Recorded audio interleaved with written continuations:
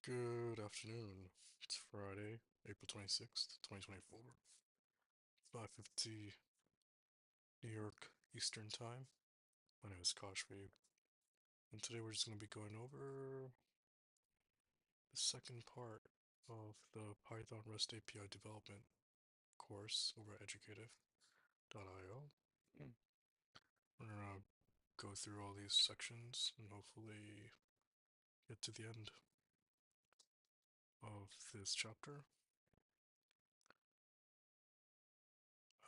Turn the camera off. Gonna try something new. I'm just gonna be a voiceover. Alright, so how does the stream work? We're gonna be doing 45-minute Pomodoro session, a 15-minute break, and we're just gonna keep going in cycles until we get through this section. And maybe we'll check out this mini project at the end. I think that'll be for the next stream. Alright, so that said, let us start the clock. Supposedly there's a chat. I don't know. I don't see it right now. But if you have any questions or comments during the stream, leave it in the chat or in the comment section below and I'll get back to you. Alright, once again, my name is Kashfi, welcome to the stream. And today we're just going to be going through designing REST API section. So with that said, let's start the clock. So let's read together. I don't know if you're down to read together, but it helps. So let's say designing REST APIs. Let's go full screen. We're going to be learning how to design a REST API using HTTP verbs, along with the resource, operations, and API endpoints. What we'll cover, before we start building our server, we need to know the answers to a few questions. What will be the resource that our server works with? What does it contain? Where will the operations and the resource that will be supported by? What are the operations and the resource that will be supported by our server? What will happen when operations perform on the resource? What will the API endpoints provided by the server look like? To answer these questions, we'll be defining the use case that will follow throughout this part of the course. Let's begin with understanding the REST methods. REST methods. APIs, regardless of whether they are REST or SOAP, expose four fundamental operations and their variations. Those fundamental operations are create, read, update, and delete. The main characteristic feature of REST is that it's based on HTTP specs. Hence, the APIs must also map the CRUD operations to the HTTP methods and specs. Hence, APIs must also map the CRUD operations to the HTTP methods and specs. Corresponding HTTP methods are post, get, put, and delete. So let's check it out. For CRUD operation, we have create, and the rest methods can be post. For reading, it's going to be get. For updating, it's put. Delete is going to be delete. Options, there isn't any. Options, as we'll learn. API should also provide a way for the clients to find the operations supported by the APIs, and REST that's handled by the HTTP options method. So I guess when we get the options method, the response will tell us what we can do with the API. That's a guess. In this chapter, we'll look at how to use HTTP methods to design REST APIs. In the server section of the course, we'll be using operations for a product master list as an example to design the APIs. This lesson will only talk about what our API endpoints will look like, not how they're implemented. So I guess that's later on. Implement. So then this will talk about how our API endpoints, what our API endpoints will look like. So that's what they're first covering. Let's define the use case. Let's define the resource that our server will work with. Let's define the resource that our server will work with and what it contains. In our example scenario, there's a product resource that represents a master list of products. Each product has an ID, version, name, and description uniquely identified by the ID. Operations. The API that we're going to design exposes CRUD operations to the product via post, get, put, and delete. Post to create a new product, get to retrieve the detailed list of all products, and retrieve the details of a specific product using its ID. Put to change the details of product with a specific ID. Delete to delete a product with a specific ID. Options to inform clients about the operations supported by the product's API.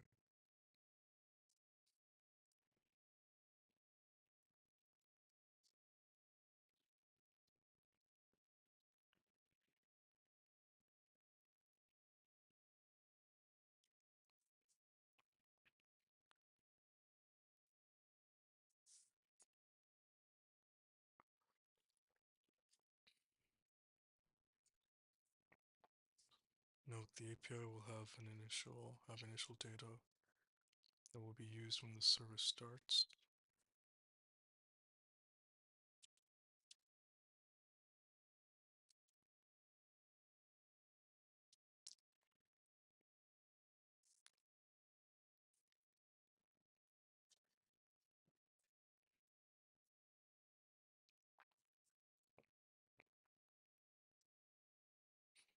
Note the API will have initial data that will be used when the service starts.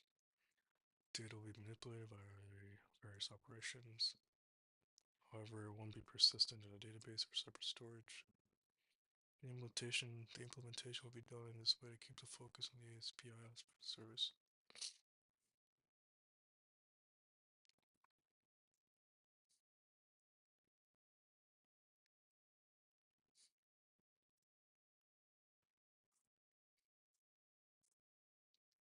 In the next section, each API endpoint will be detailed. Why?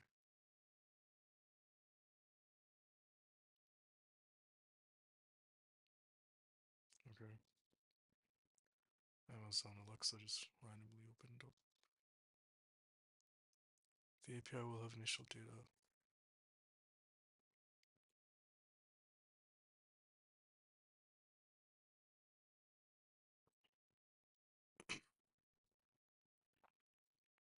In the next section, each API endpoint will be detailed and mapped to a specific HTTP method, starting with listing all the products available. Note the endpoints in REST API follow the plural form of the resource name.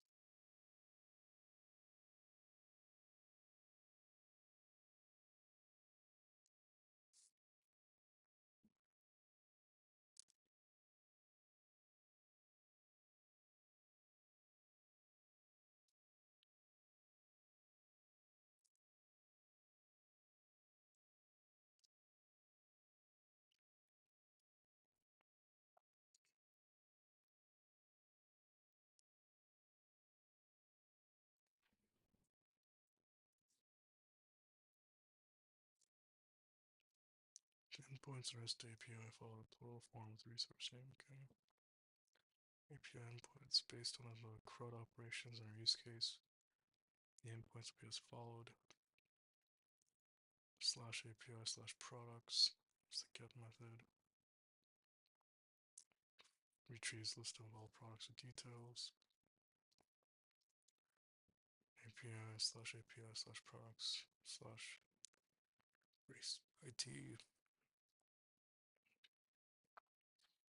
retrieve details of specific product identified by ID slash API slash products post create new product slash API slash products slash price ID put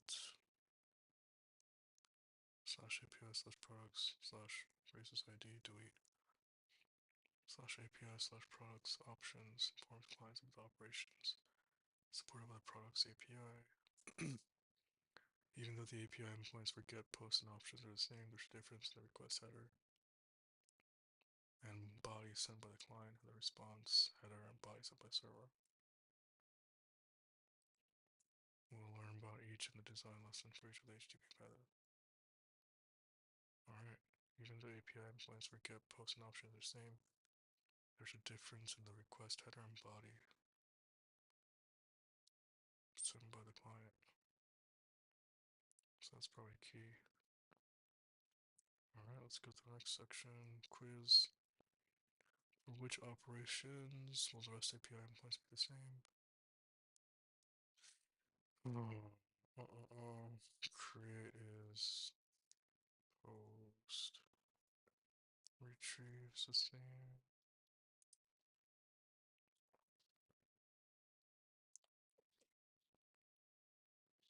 Oh. Alright, that's not gonna be the same. Reset quiz. So retrieve same. Specific fog is not. Oh, endpoints. The endpoint. I was thinking like method. Okay, get. This is options. What does options one look like again? Products. This one. Get. Post. Options all look the same. So retrieve, create, form. Next, which path represents the correct endpoints for retrieving the details of specific products by ID? This one, what's different between this one? Plural.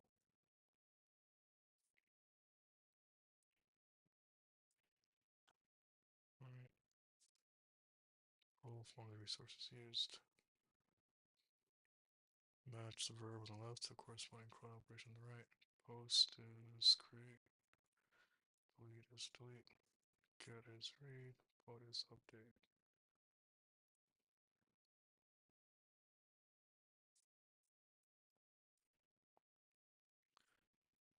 Okay, choose an appropriate framework. Define the criteria for choosing a Python framework. Before we start creating a server that provides REST services, we need to select the Python framework that we're going to use. So we're creating a server that provides REST services. That's key. That's what we're doing. Creating a server that provides REST services. REST API development requires not only the ability to provide a mapping between HTTP verbs and the methods that implement those verbs, but also a way to integrate with other systems such as data stores, API docs. Big long run-on sentence. Let's see what AI says. Okay, that's fair.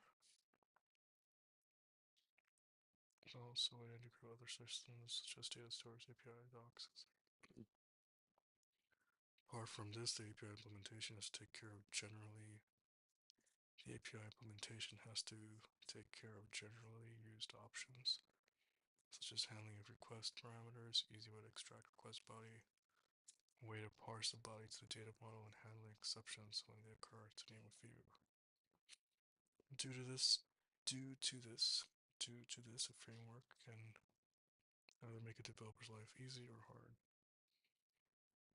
Hence, choosing the appropriate framework is one of the most important aspects of REST API development. Well, so that begs the question, how many frameworks are there? Criteria for choosing a framework. The Python framework that will that we'll use to create the API will be based on the following.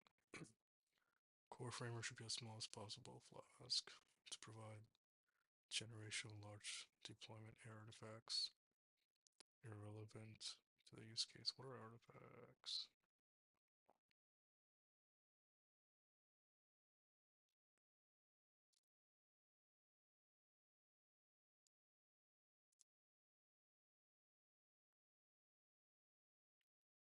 In the context of choosing a Python framework for creating API, artifacts refer to the files and resources the framework generates as part of the deployment process. The goal is to select a framework that provides as small a set of deployment artifacts as possible to ensure that the deployment is lightweight and only includes components relevant to the use case.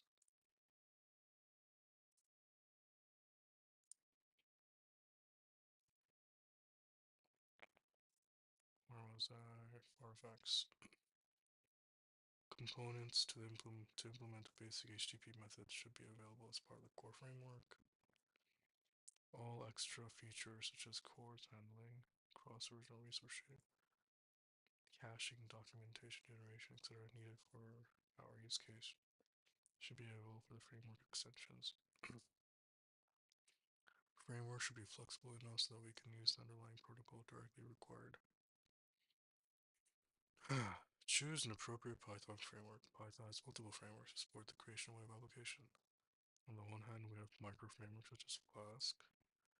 These provide just the core features, such as views and API creation out of the box, while other features such as caching, CORS handling, cross-origin resource sharing, documentation, etc. are available as extensions that can be used when required. On the other hand, we have the full stack frameworks such as Django. These are predefined libraries for the MVC pattern, model view controller, out of the box. This means our application will be monolithic and will include the predefined libraries, whether the use case requires it or not. From a REST API development perspective, having an MVC that is coupled with ORM out of the box, object relational mapping, can add complexity rather than simplifying the development process. Interesting. So the next chapter section, design the get endpoint for listing products. We're getting somewhere now.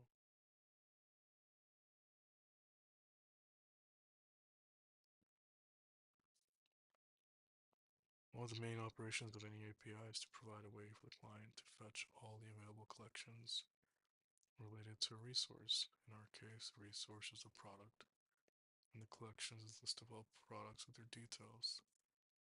In HTTP, this is done by the get method.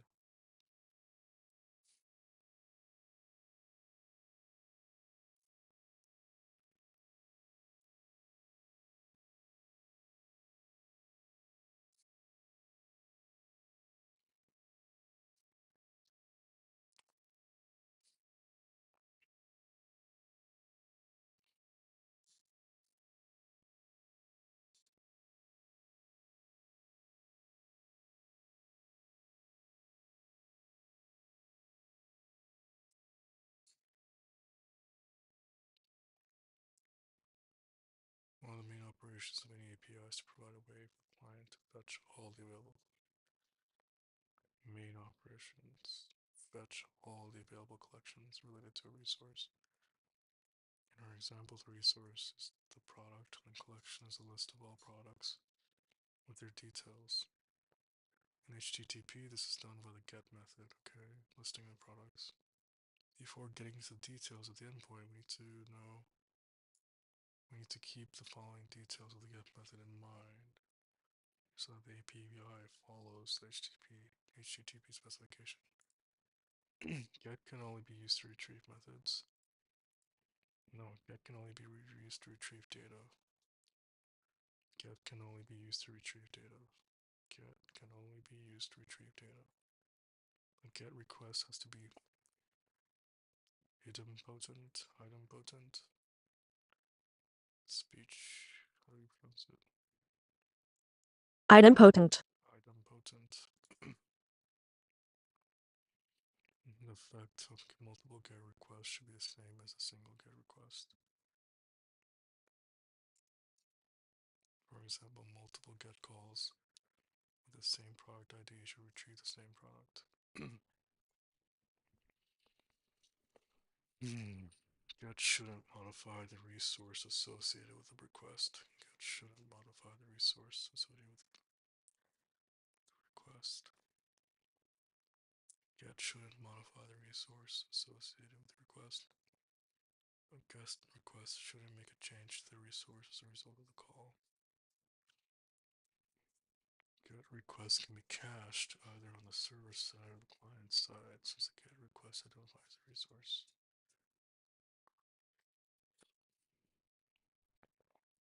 Get request can be cached either on the server side or the client side, since the get request identifies the resource.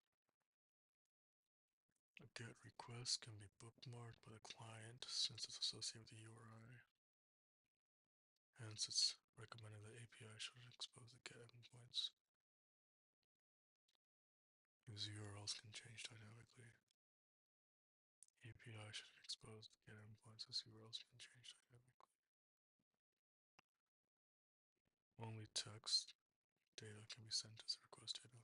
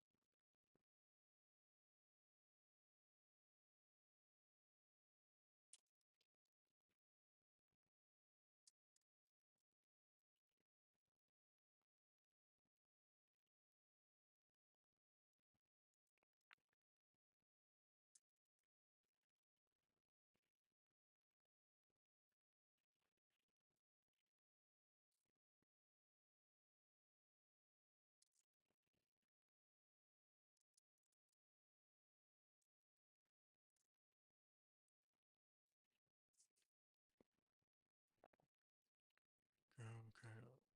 API should consider the limit of data the server can accept.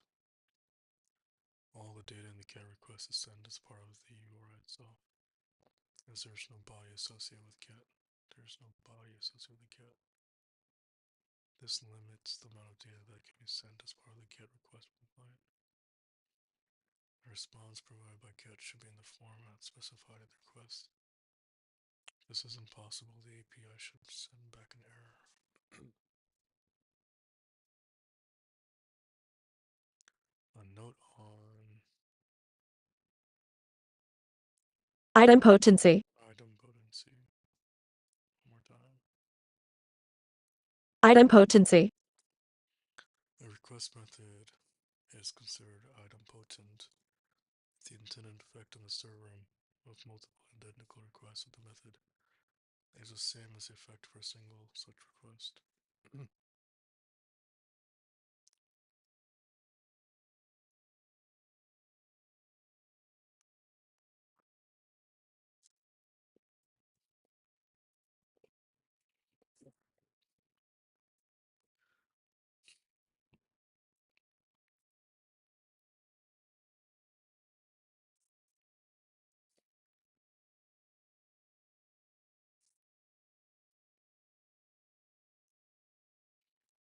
request methods are considered safe if their defined semantics are essentially read-only.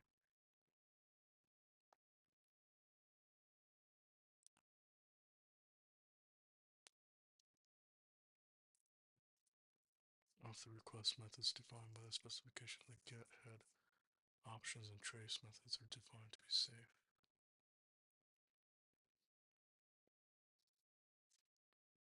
Based on the above points, let's look at the structure of the get, request, and response. The request header details what the client wants and what the client will accept as a response. Following are some request headers that can be used in a GET request. Method, this is the HTTP method to be executed by the server. The method will be GET in this case. URL, URI, this is the identifying URL of the resource. Version of HTTP. Accept, this is the MIME type format of the body of the response. Client will accept, it's very important in GET request. It's based on the accept header the server decides on the form of the data. Generally, there's always a default format, however, that's not guaranteed. User agent, this is set by the client that sends the request and it's optional. Apart from these, there are headers that are specific to GET. Most commonly used among them are if modified since. There are headers that are specific to GET.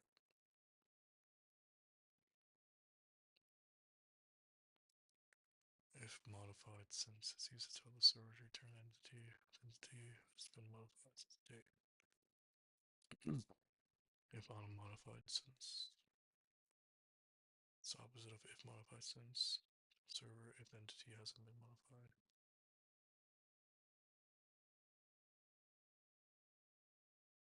The response header provides the details sent by the server for processing the request. Most commonly used headers are cache control. This tells the client whether the response can be cached or not. Cached controls, cached, cached. How do you pronounce this? Cache. Cache. So if yes, defines parameters. The get response header is crucial.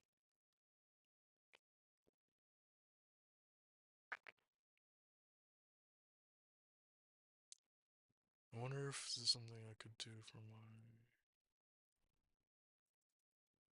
look into this or the stocks app. Because I make get requests. Why not just have it cached instead of having a separate caching? If yes, then it defines parameters. This header is crucial. The response is cacheable by default. The response can be cached. Let's just set as part of the header. Okay. Response body. The body will contain the response entity. In our case, it'll be a list of products. Format of the response entity should be the same as that specified by the accept header.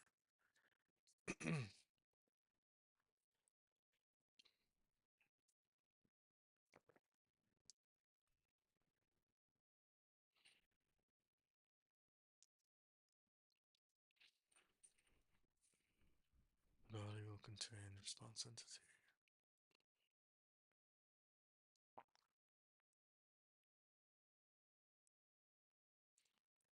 Request get URI header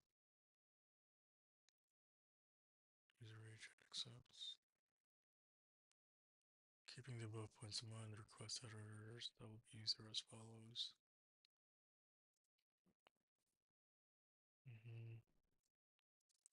Send them an array of objects. The API should provide the same format as that specified in the request.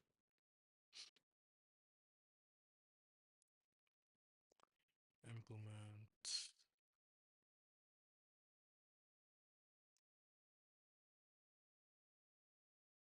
to the give us an environment to work on this. Yep.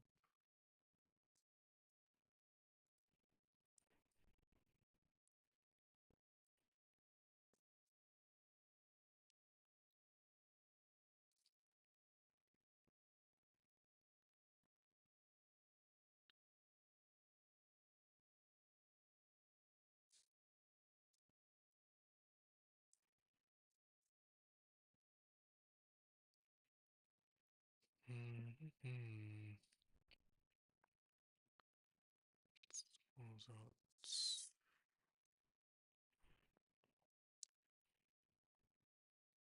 Implement the products API using Flask for listing all the products. Read, aka retrieve, is one of the fundamental operations while dealing with data. In the realm of the web and internet in general, the get method is associated with the retrieval of data. Since REST uses HTTP to perform data-related operations, the get method is used to retrieve data. In any of its supported representations, there are two ways the get method can be used in REST API. Retrieve collection resources. We'll look at how to provide an API that returns a collection of products. That's what we look for last comment.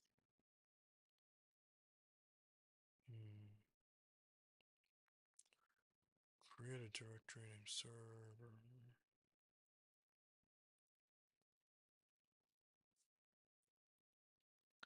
Within the directory, add a init .py file, sure.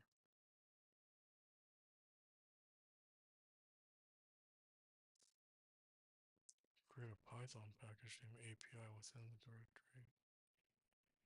How do I do that?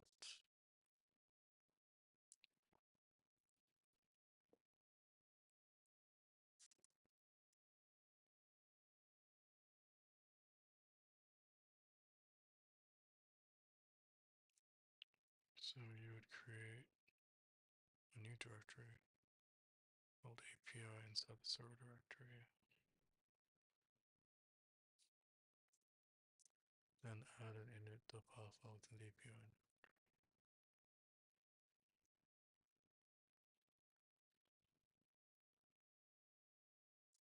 Signify to Python that this directory should be treated as a package. This allows for the organization and encapsulation of related modules. Interesting. That was helpful.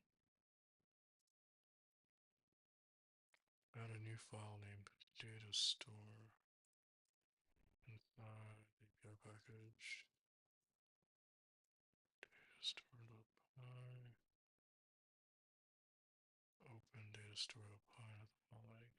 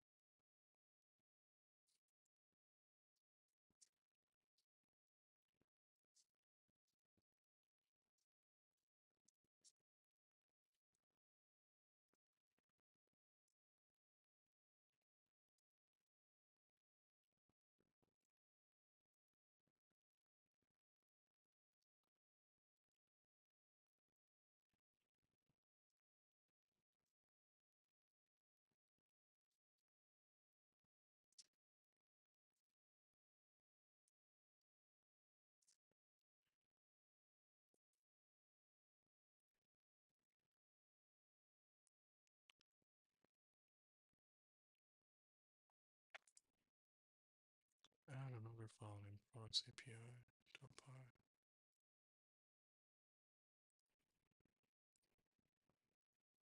Products API.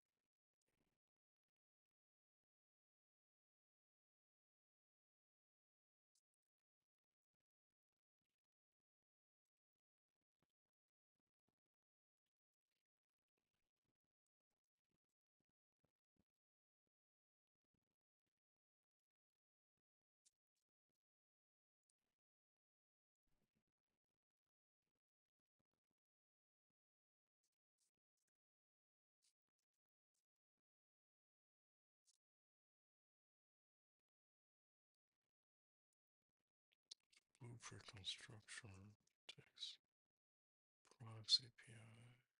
Name. It's pretty much setting their entry point.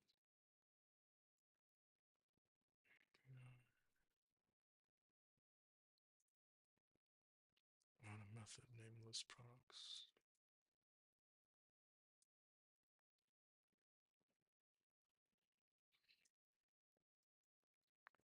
JSONify products. So I create the method.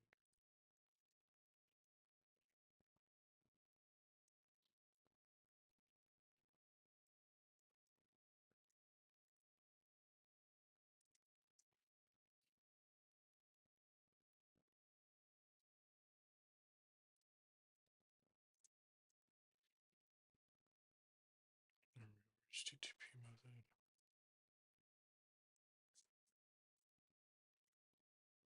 Open the server directory. Okay. From Flask Flask API parameters.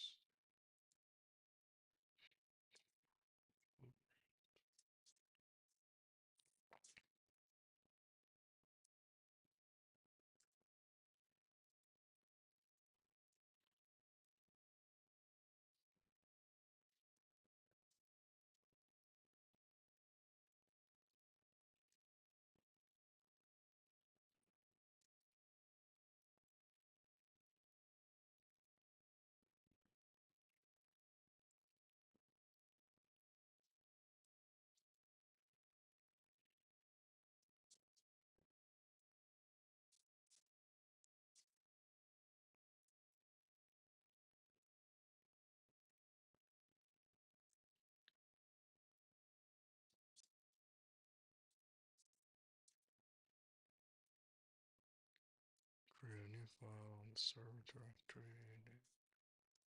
Whiskey.py.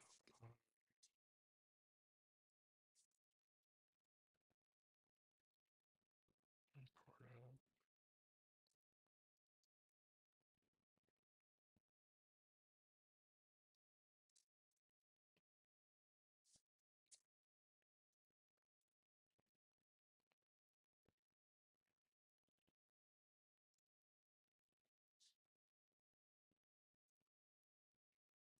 So we have our main function here.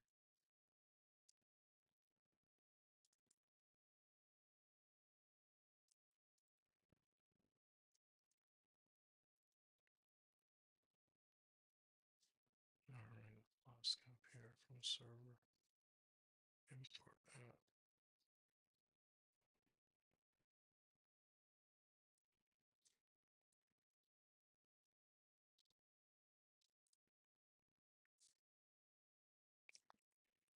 Open terminal to run the application.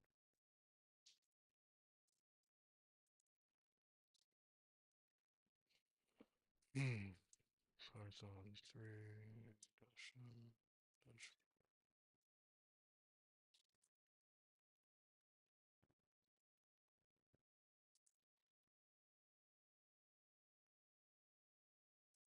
source. What do we need? We need a bunch of stuff.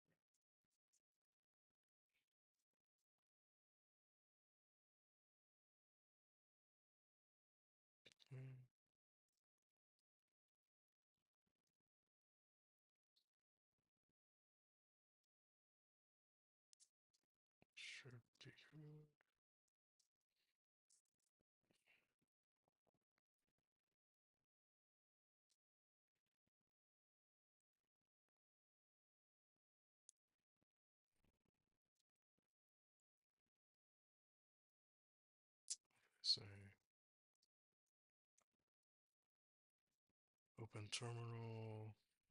Run the application. Export. Okay.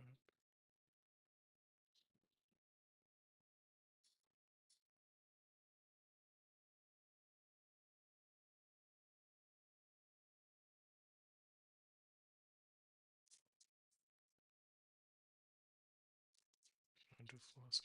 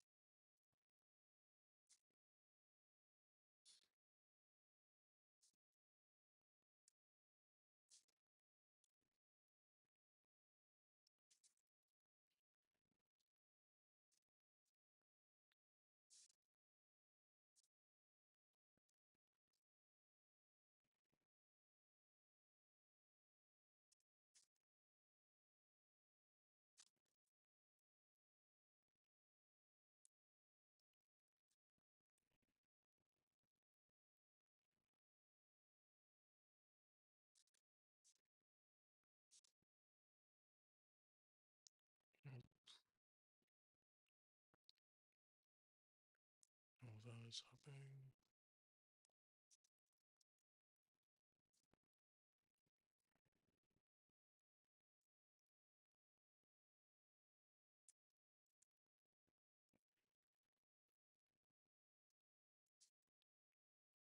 Happened here.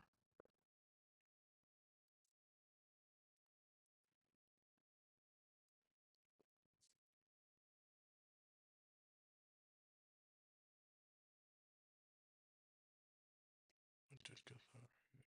1, 2.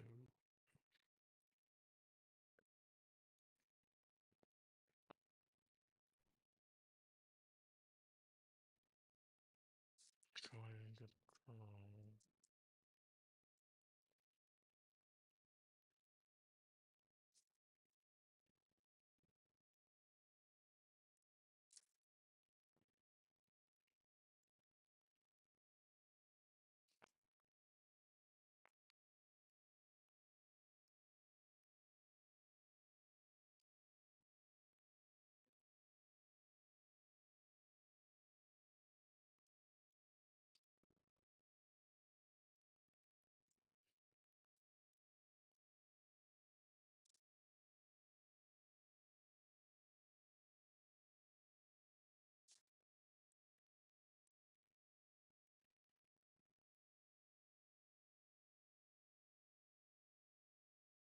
Yeah, this worked. 200.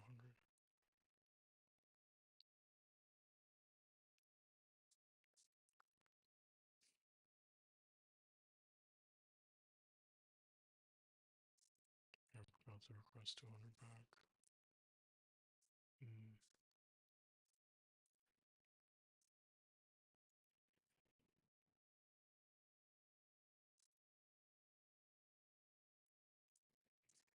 Let's just outside.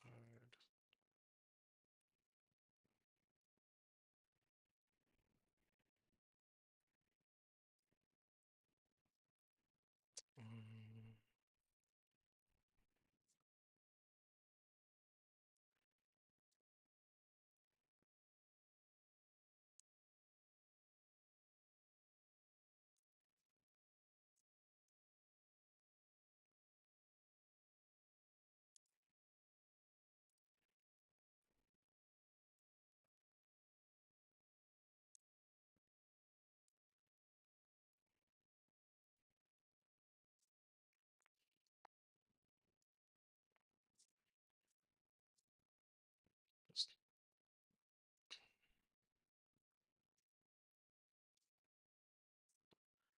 Class uses blueprint as a logical division for different set of APIs.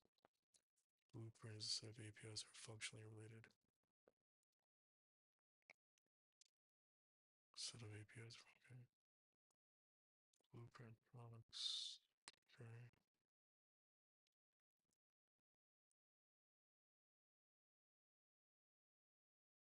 Blueprint is a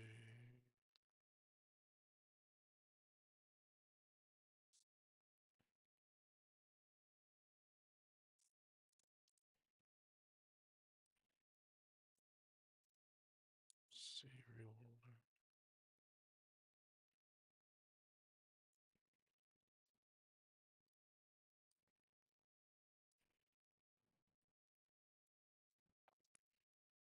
Blueprint is a set of APIs that are functionally related. Oh, we're supposed to take a break.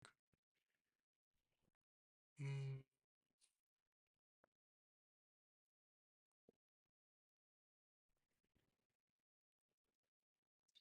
time, okay. Let's take a break.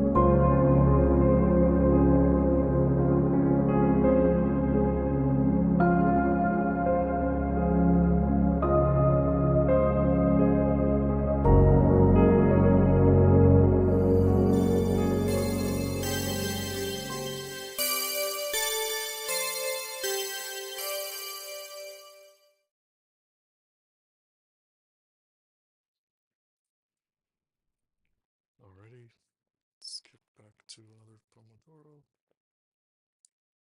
Start the clock. Why is it moving over here?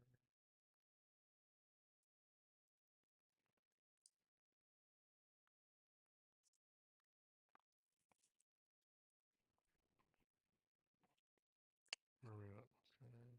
So we did some things.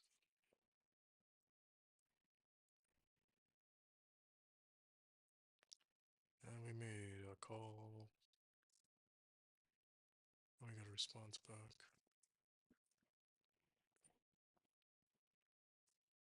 And we were reading something about blueprints, Flask blueprints.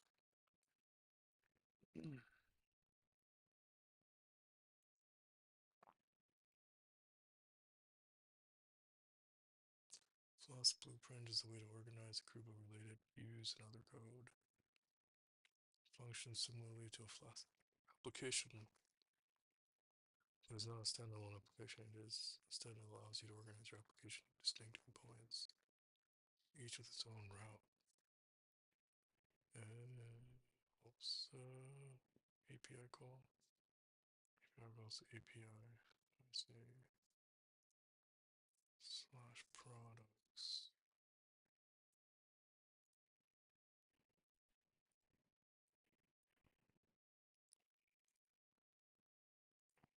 Let me just add a git ignore.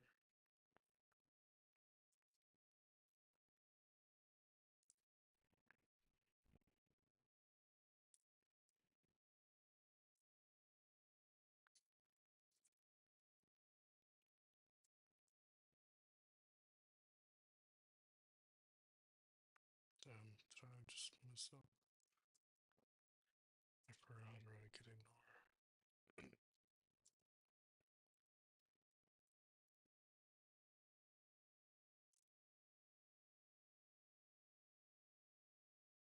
Dot git ignore.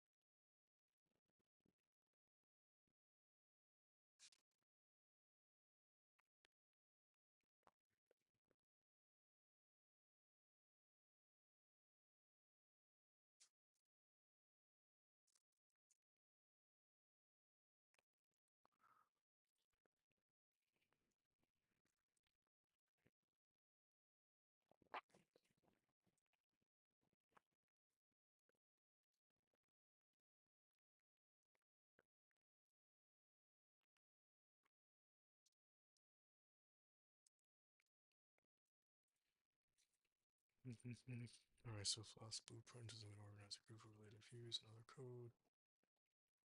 Functions similarly to a Flask application, but it's not a standalone application. Allows you to organize your application into distinct components.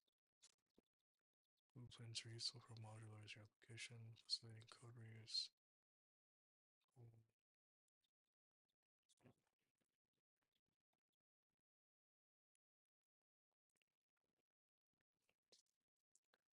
Alright, data store. The seed data for products is obtained from the products list in data store.py.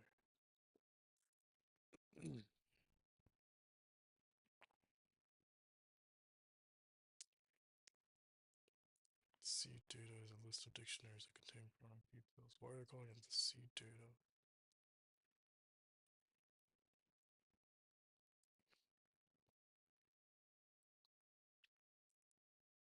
Oh, it's often used for testing and development purpose.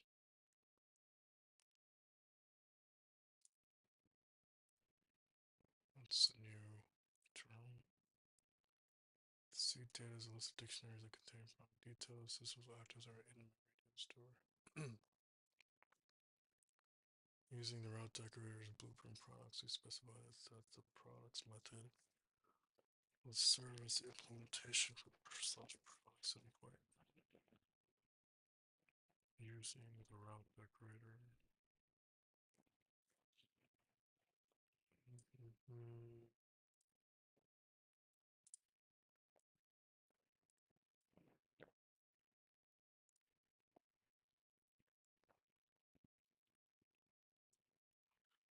Using the route decorator.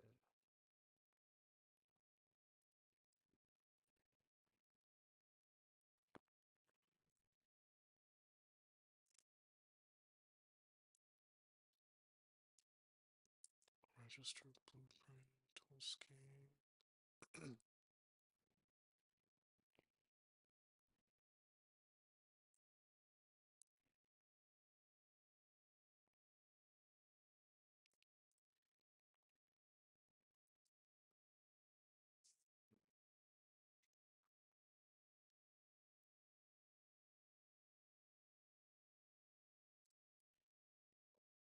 Products method will serve as the implementation of the slash products endpoint.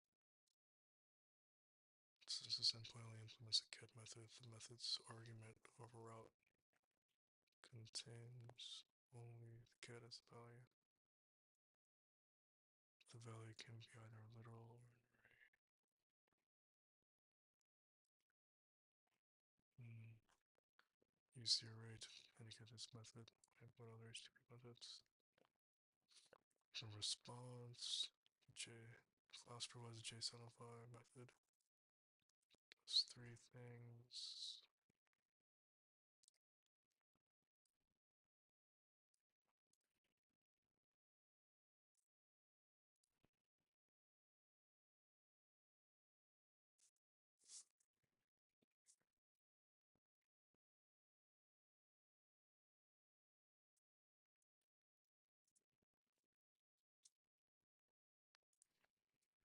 First pass dictionary to JSONs. This.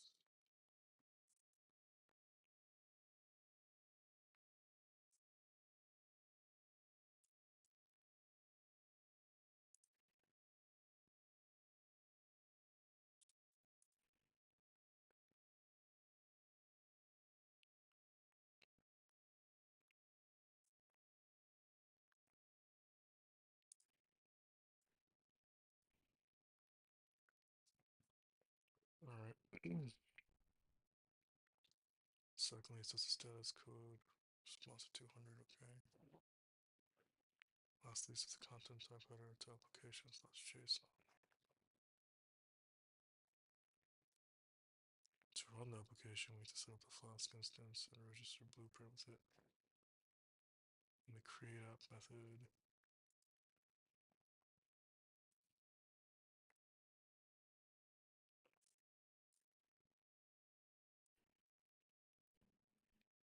so this file is just to say as a package. The API of this file is the package for the server. To run the plugin instead of a Flask instance, I originally blueprint with it, so create a Flask instance and register the blueprint. Create app method. Then using the register blueprint method,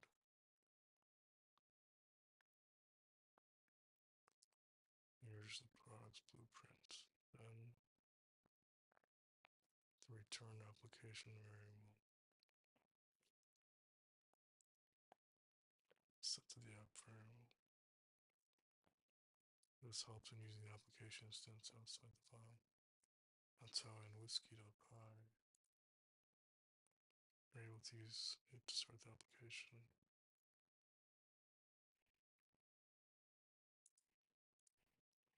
Okay. One thing to keep in mind is that the run method of the application has multiple options. More details can one of these. Debug if it's true, there's no need to rerun the application every change.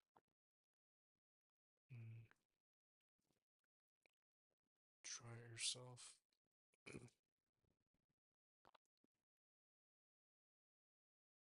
Let's see. Their project is get products. That'll be that. They have the server. They have the API. Whiskey.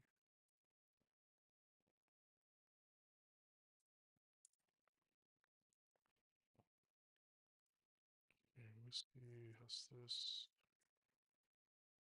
No, it's init. Whiskey. Init has this. API. API init like empty. Data store has that. Products API has this.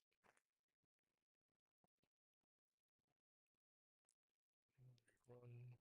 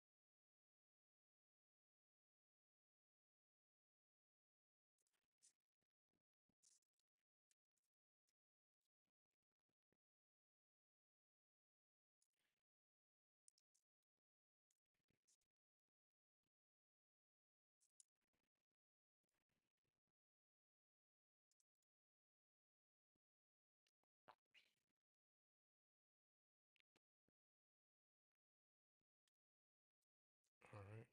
Terminal. Maybe came back. Okay. Running.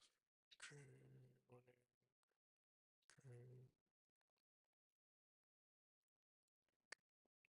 Preprint. Okay. Sounds good.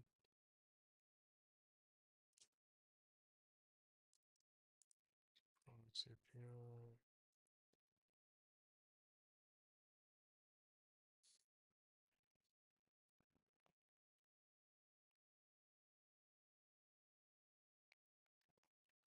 Alright. So we're good there.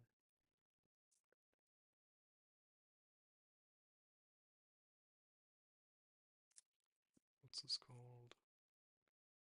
Implement goods.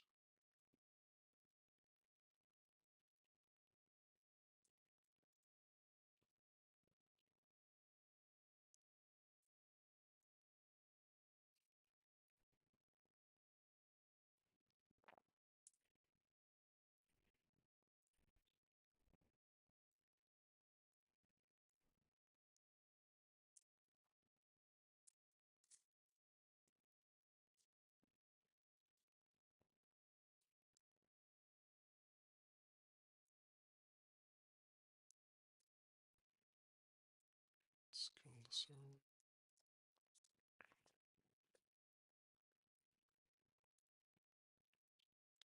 let's go to the next chapter. Details. Understand how the get method is used to design products APIs. Details. Alright. 30 more minutes.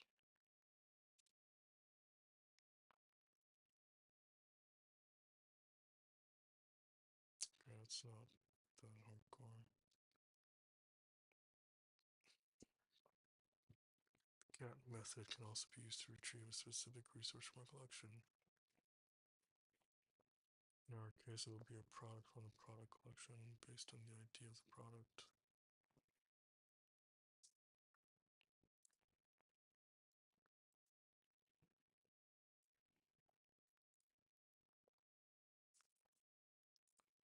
For such a case, get is used with the URI having a path parameter.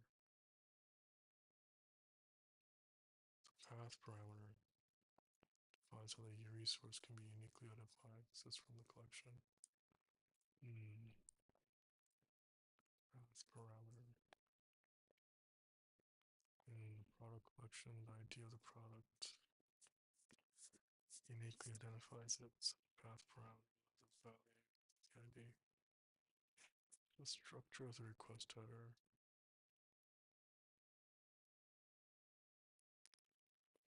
Structure of the request header, response header, and response body.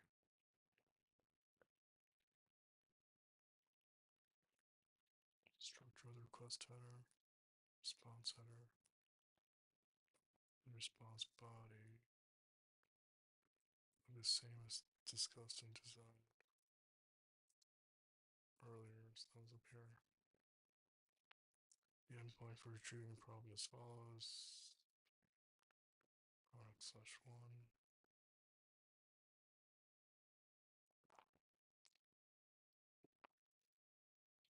User agent header will be optional.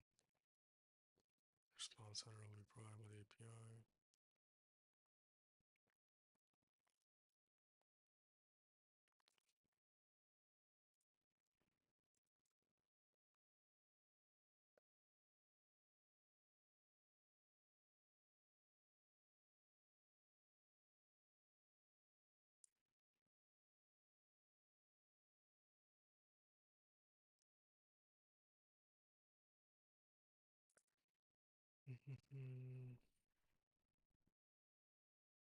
Sounds good.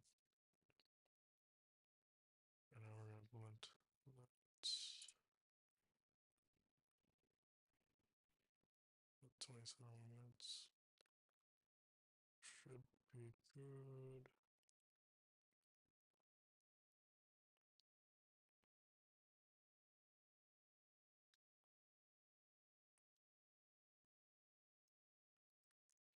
In the REST API, get can be used to either retrieve a whole collection of resource or specific item from the collection. Look at how to implement an API that will return a product based on the product ID, passing the path parameter. Flask provides an easy way to map the path parameter. Flask provides an easy way to map the path parameter of the URI to the parameter of the method that handles the specific request of that URI. Without further ado, let's implement the API endpoint that returns a specific product. Step. Open server slash API slash products API. Okay, got that open. Add a new method.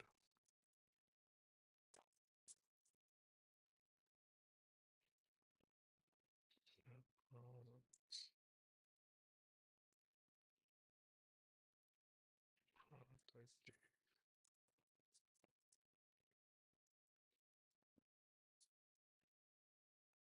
Okay, add the following code. Result is equal to next. What do we got here? Stop.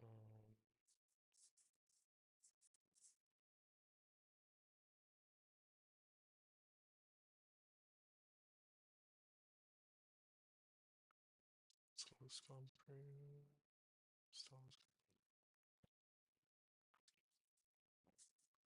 So it's going to iterate through for product and products. Okay. If product, okay, it's pretty basic, so they're not doing anything magical.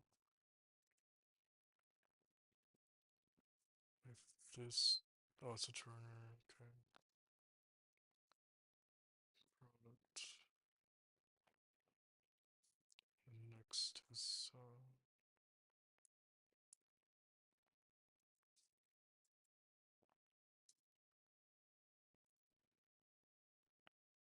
I don't know what the next is. Where's next from?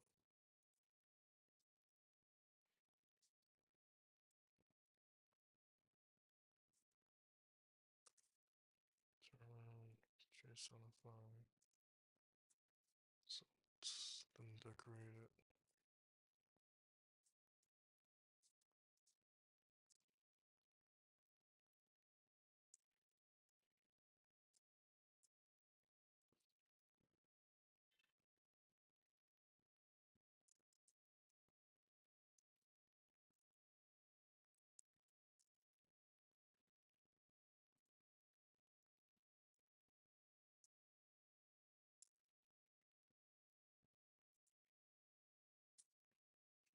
An array of method.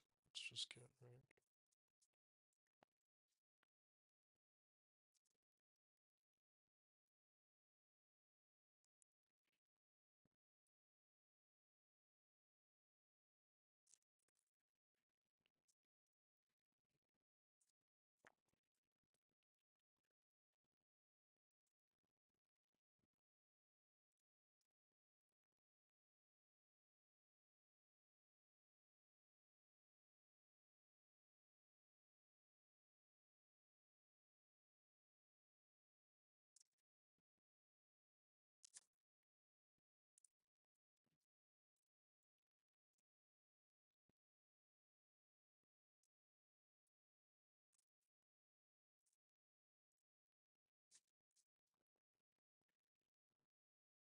I'm running all this just to see any errors.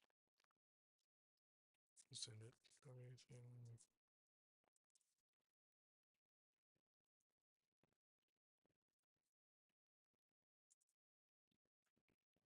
Alright, on the application.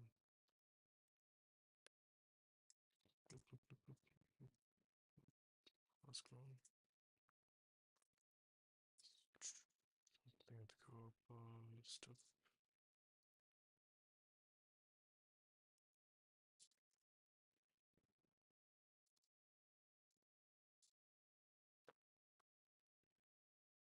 Dun, dun, dun, dun, dun.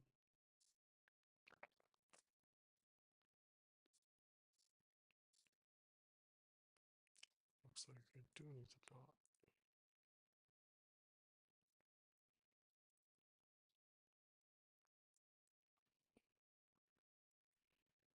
Okay. There we go.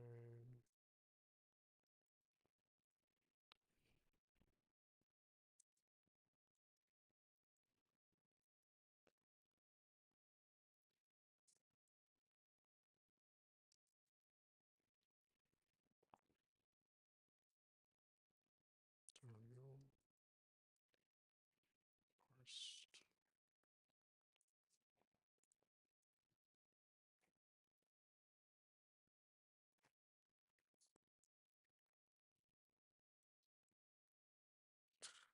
Cool.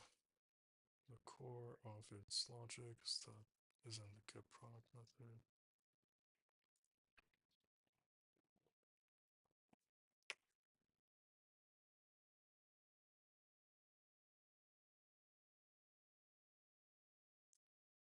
Server.whiskey.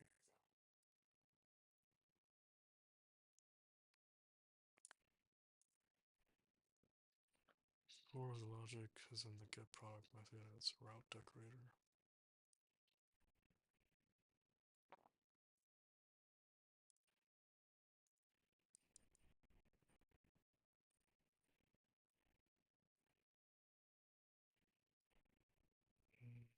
What is implement?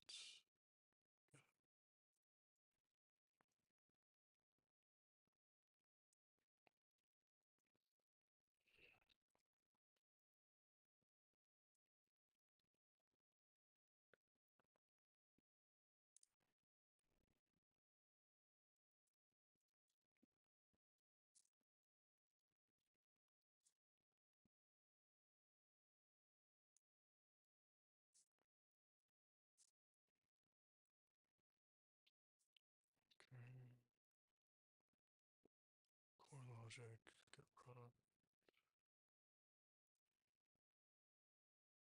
list product, get product. Then the decorator, the methods. Decorator, the product ID method.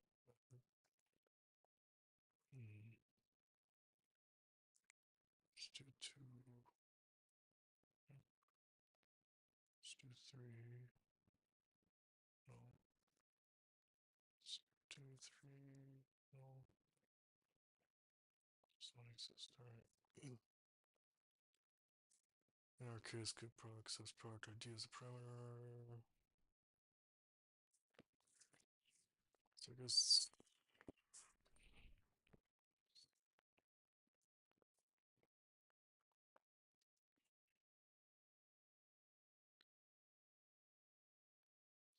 product ID is best decorator product. Route decorator maps the path parameter of the URI to the route parameter. Maps the path parameter of the URI to the route parameter. Okay.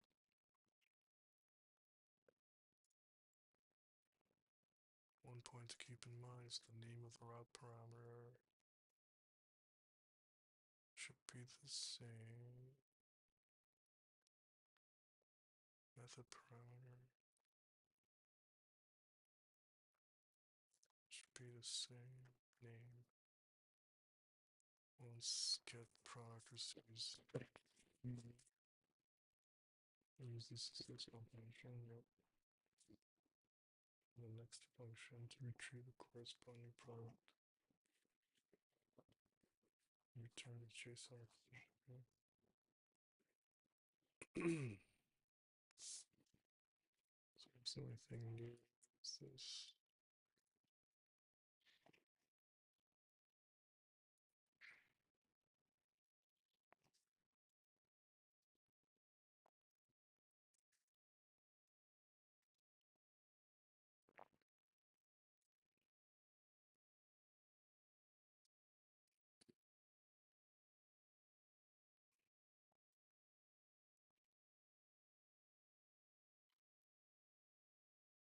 Good.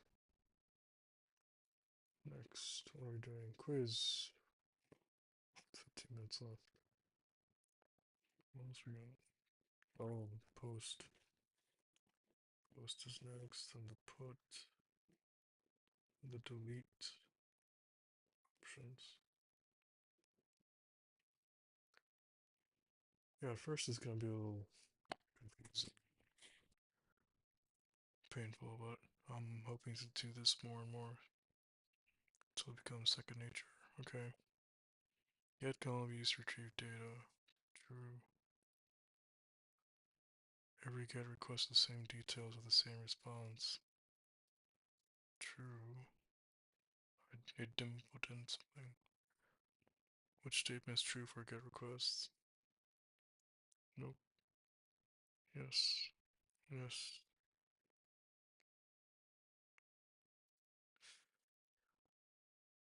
In any format? I don't know. Yep.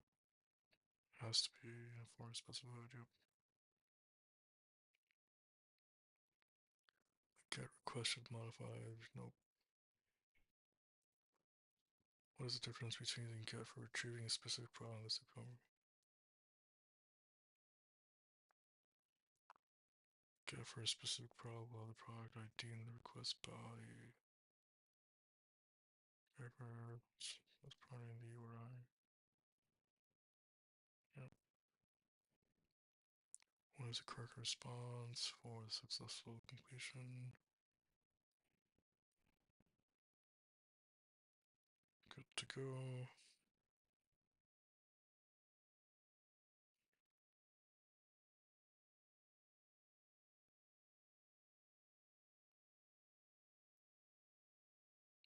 So I guess now we're going to be manipulating the seed data.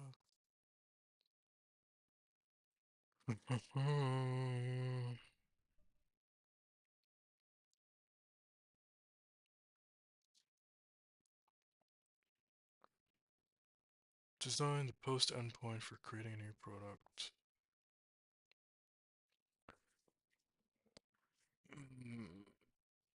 let's see what we got. Understand the post method and design the products. API to create a new product. To add a new product to the collection represented by the URI, we can use the post method.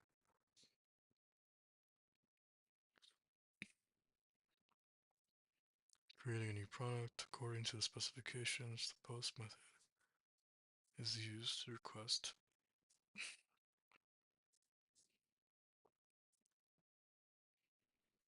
According to the specifications, the post method is used to request the origin server accept the entity enclosed.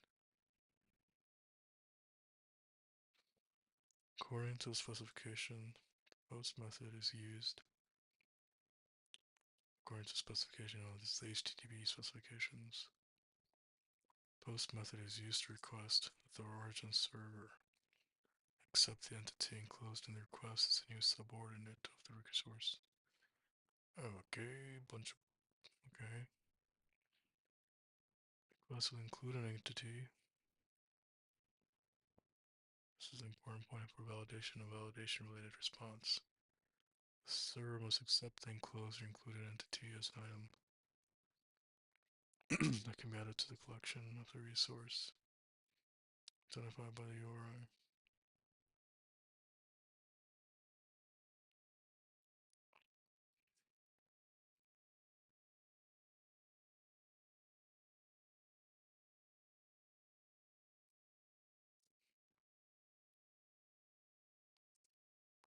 Request header base request header post request header contains the following method is going to have a post URI of the resource version content accept body of the request body of the request contains the data to be processed in the format specified in the header. The form of the body and the form of the data in the body doesn't match. The server can reject the request. Similarly, the post response sent by the server will also have a header and a body.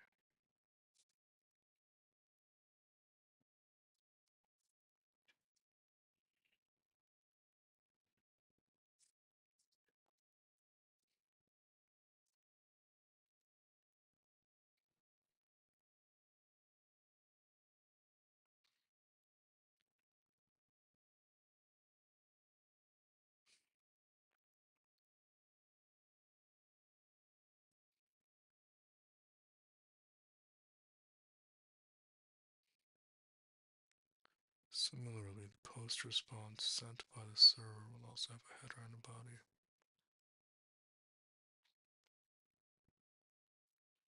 Post response tells the client whether the request has been successful or not. Post response tells the client whether the request has been successful or not. And optionally, the entity that was created or the reason for the failure of the request. The server has to keep the following in mind while sending the post response. The server should return the entity as part of the response body if the entity has been created as a result of processing the request. Sounds like okay. The header should contain the URI, specifying the location of the entity.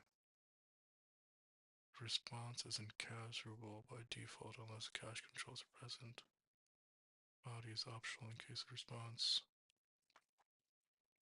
It's commonly used headers for post response or cache control.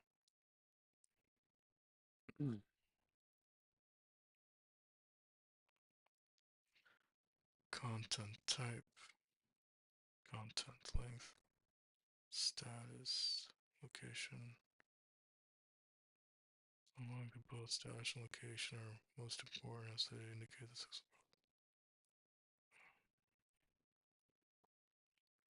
The body part is optional for post. Server can return the newly created entity in the body. However, please keep in mind that some servers just send back location.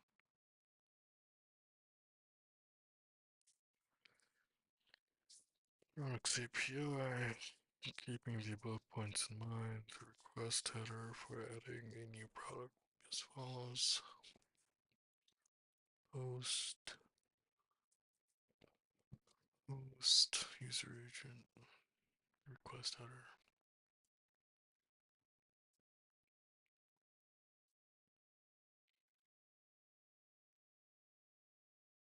response header, request body, name description,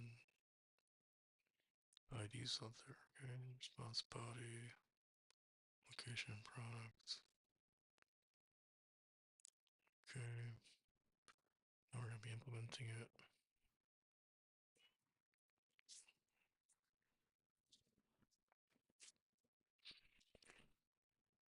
Alright, 8 minutes.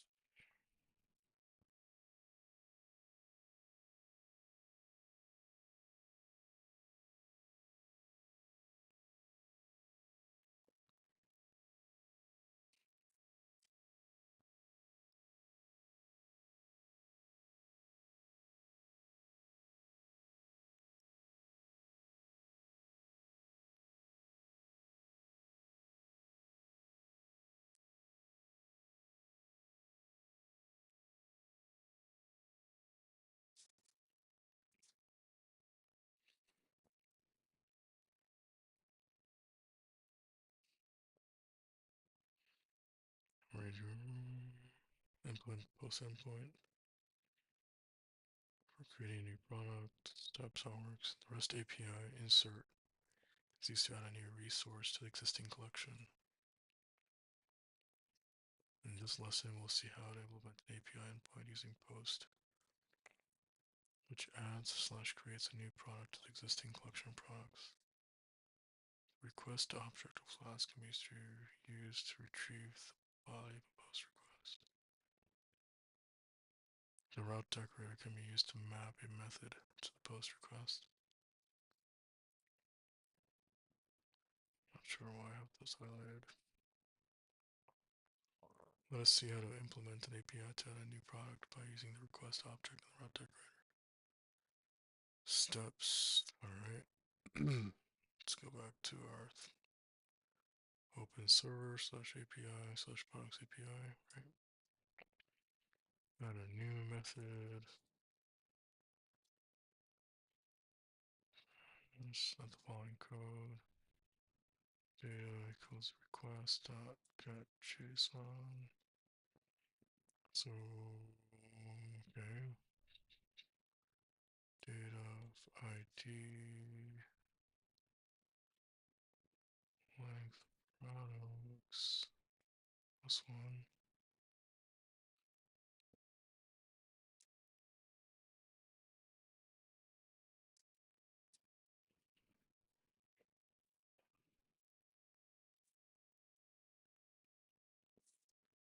Then we're doing your products at append data. So your products is a list. It's gonna be append data. Okay. URL for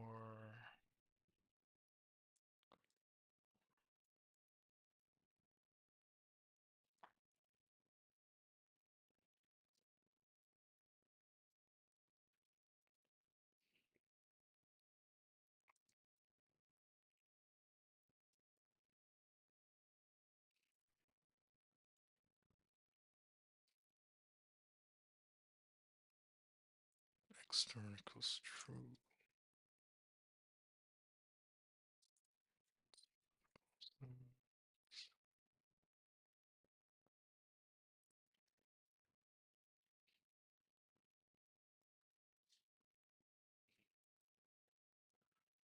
Response equals JSONify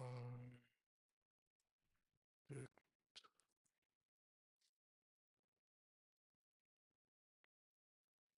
product equals data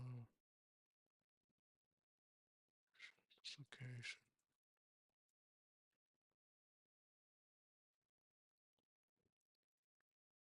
Response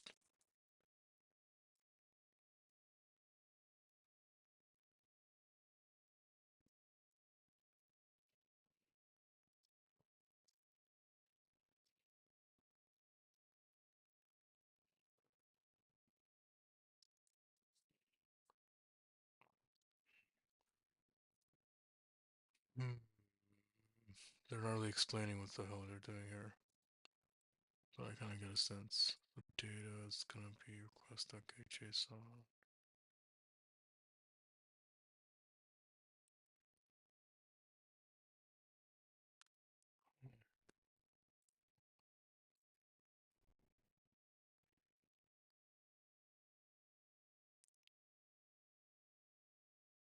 Or pending data.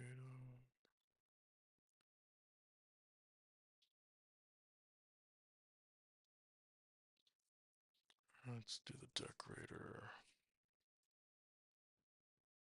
Hat, products, blueprint, route, slash.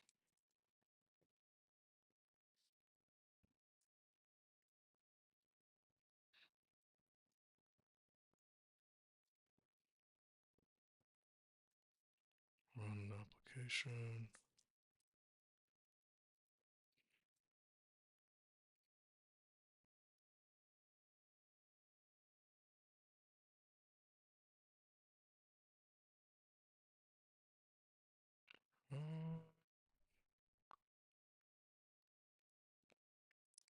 How do I do that? Products.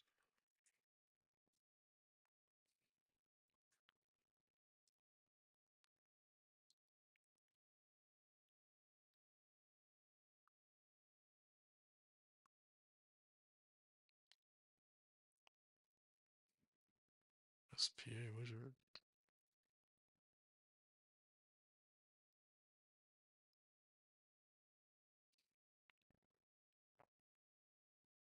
This is where postman would be good,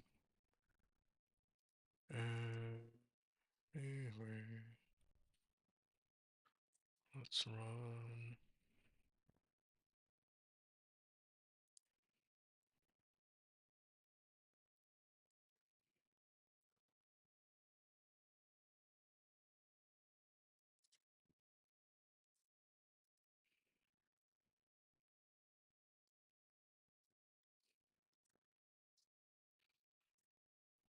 Oh, what's that one?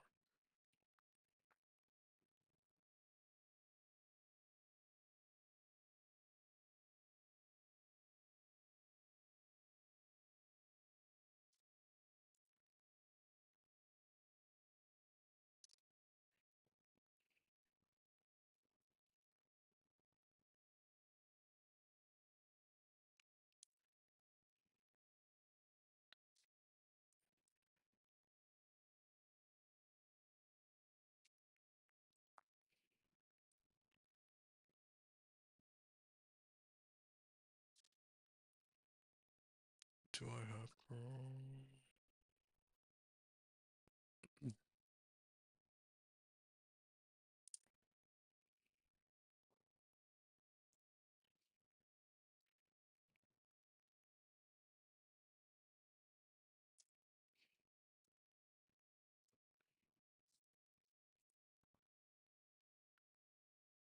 Hold on.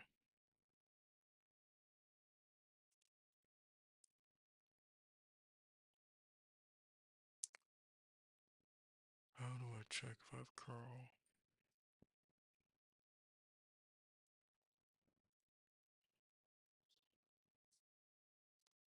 Curl. Yes, it does.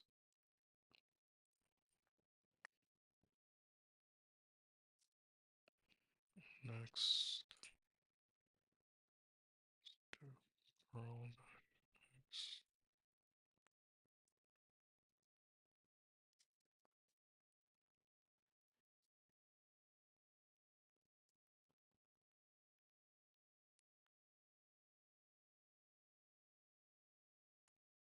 Forbidden.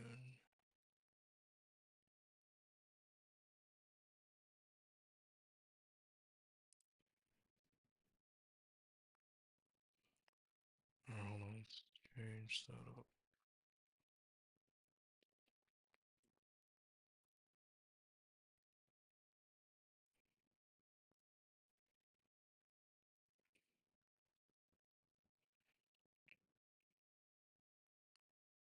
Change that.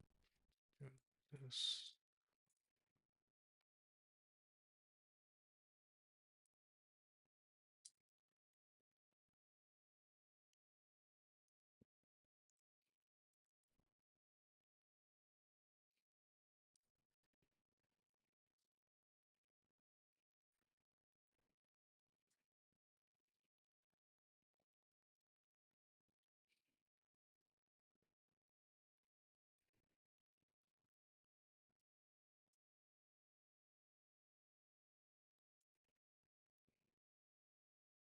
URL for is undefined.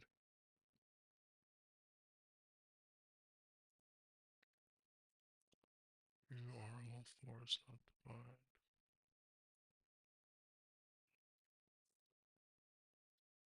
They forgot to import. Yep.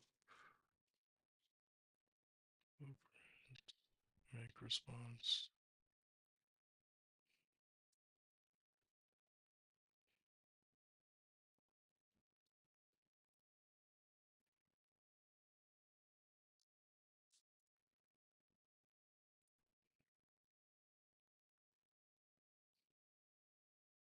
Let's try it again.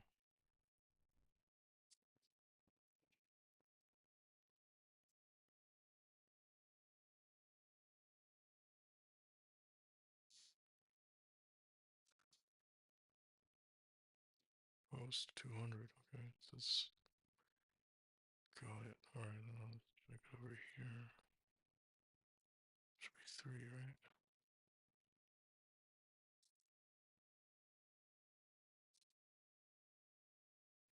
What did I?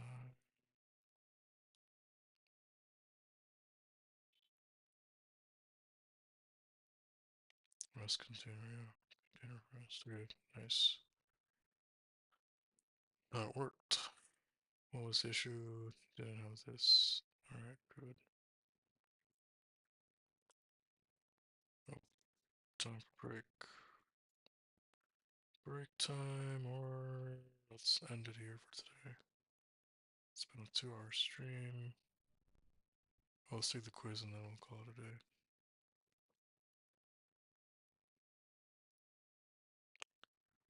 Let's take, what is the response header that should always be returned if the post request is successful? Location. Did we get a location back? Let me see. Yes, we. Location, yeah, here. Product 3, external is true. So let's try that.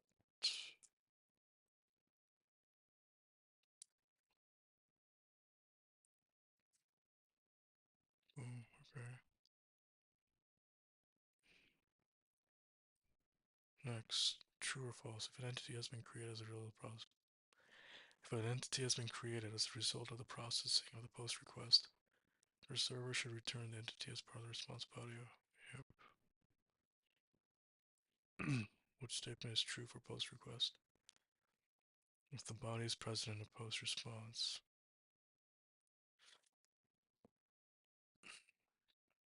It's MIME is optional. The body of a post response is mandatory. I think that's true. The body is present in post response.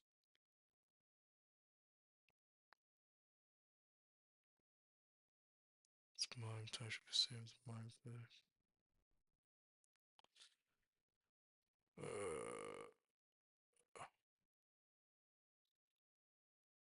That's wrong. It's the last two on home. Optional. It's not required, okay. What should the status header be when the post request is successful? 201, right? That's what it said. 200. Okay.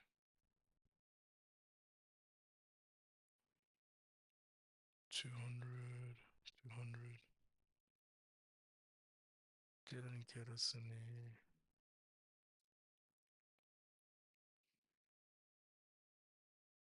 200.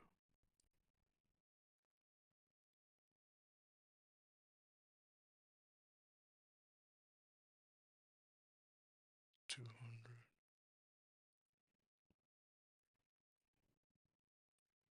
What? 201? I don't see 201.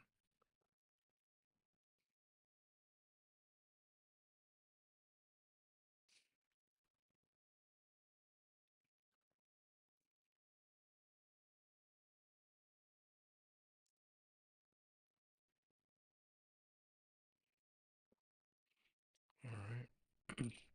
which object of class can be used to retrieve the data post request? Request, right?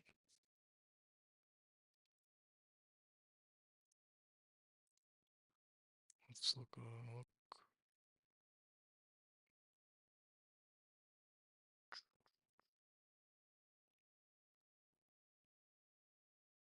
request.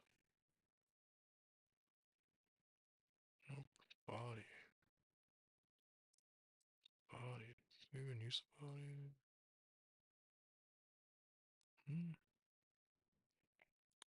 Never mind, or anything. Anyway, good spot to end. On the next stream, we'll do the put, delete options. Sounds good. Thanks for joining the stream. See you in the next one. Peace.